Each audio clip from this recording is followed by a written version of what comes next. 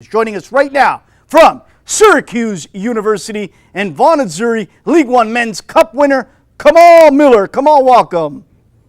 Thank you for having me. Pleasure's all mine. Come on, let's talk about it. It was a man's game Saturday against the Woodbridge Strikers. You guys came out on top. Physical battle. Not much room out there. You guys strike first, the only goal of the game, and then it was a defensive battle. Talk about it. It was a tough game. We knew no matter what we did, no matter no matter what the score was, we would always fight back. And if we went up, they'd put the pressure on us. We'd have to sit deep and just grind out a win. We were up 1-0, had a couple of chances, couldn't find the net. So we knew we had to step up defensively to get the win. But Kamal, when you look behind you and you see Dane St. Clair in goal, how confident of a feeling is that to see this youngster who's heading off to Maryland once again, knowing that he's comfortable, he's relaxed, playing in front of you guys, that wall that was there on Saturday? Having Dane behind me, going back to him, I trust him. I knew that if we make mistakes at the back, he'll come up with a big save. And, you can count on him to always have your back in tight games. How much has League One Ontario helped you, Kamal? You're now playing at the University of Syracuse, NCAA, a powerhouse for many years in men's soccer down south. How important has League One been to you in your development, in your growth as a player, that now when you leave to go back down there, how has it helped you? How has it benefited you? Huge. It's been huge playing against other good clubs and other guys that have Division One players down south as well, and playing with older guys that have experience in other places, whether it be overseas, and just playing with different age groups. You come with younger guys your age, and older boys, so you get knowledge from the older guys, and just good competition. Kamal, talk about that first year when you were down there. Obviously, there had to be a lot of nerves, a lot of learning, a lot of things that you're not used to. It's not the environment that you're comfortable with, that you grew up in. What were some of the challenges early on for you? Was it, getting the respect from your teammates? Was it just learning the ins and outs of the university from getting from this classroom to that one? Tell us a little bit about what were those challenges like early on for you? I felt myself in a better position than most players that would get onto the States. Backed by a great coaching staff, great teammates. They had a great foundation. They lost a couple of Canadian players in my position, so it was like a perfect fit for me. So when I stepped in and when I got there, it was a smooth transition. My biggest challenge, I would say, was adjusting to the physical aspect of NCAA soccer. It takes a much bigger toll on your body, and you have to rest well and be prepared for a fight every game. Now, Kamal, obviously the big picture, I'm pretty sure for you, is either to go high in the draft in MLS or go play in Europe, maybe in Mexico, maybe South America. What do you need to improve on your game to really get everything really crisp, everything really focused, everything really, the package that you need as a defender in your position to bring to the table, whether it's MLS or Europe?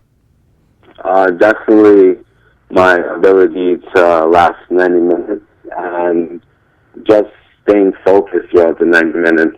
Sometimes I tune out, and I just need to remain focused and not let the team get any half chances and just stay solid throughout the 90 minutes.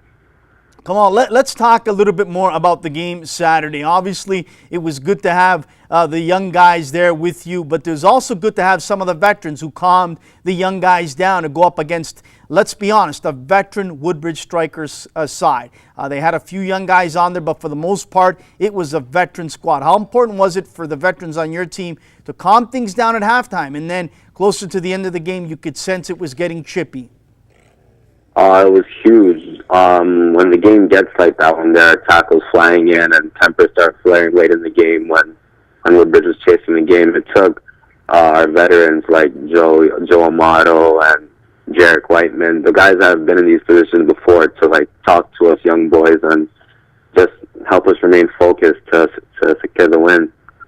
Come on, let's talk about NCAA. I mean, it's got to really prepare you for that next step like we talked about, either MLS or Europe or wherever in South America. It has produced some of the best players that have gone on to play in MLS and Team USA, whether it's from Syracuse, Maryland, Boston College, on and on. You're playing in an NCAA that has never been like this in years past, where players are coming from all over the world to learn but also to play. How challenging and how great is that to be in that situation? It'd be great when players start coming in from all around the world. It attracts more attention to the league, and even as a player, just playing with players from different countries, there's different styles, different philosophies of the game, and it just helps you become a better player. Come on, let's talk about some of the people that have been instrumental in your life. I'm sure there has to be a parent or a sibling or a coach that believed in Kamal Miller. Who believed in you? Who always kept in constant communication with you, that maybe when you didn't have a good game or maybe when you were just feeling down, they gave you a call, they gave you a pat in the back? Who do you want to thank?